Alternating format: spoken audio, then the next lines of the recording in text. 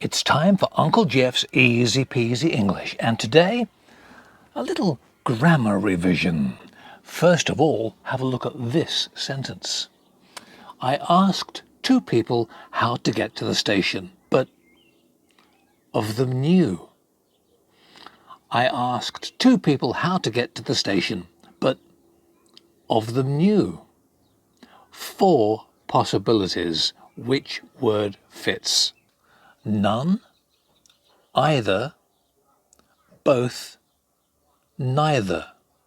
Which is the missing word that completes the sentence? First of all, look carefully at the sentence again. I asked two people how to get to the station. The first part is a positive idea. After the comma, it must be a negative idea because it starts with but. So, I asked two people how to get to the station, but of them knew. So you can dismiss 2 of those 4 possibilities because 2 of the words are positive, both and either. You can forget those 2. It needs a negative word because of the word but in the sentence. So it's got to be either none or neither.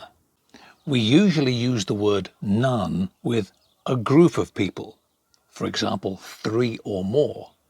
So there are only 2 people in our sentence, therefore we can't use none. Therefore, the only possibility is neither. Some people say neither. You can choose, it doesn't matter. Therefore, the correct answer is, I asked 2 people how to get to the station, but neither of them knew.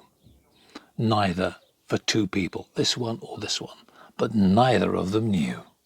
English grammar, easy peasy. Thanks for watching. See you next time. Bye for now.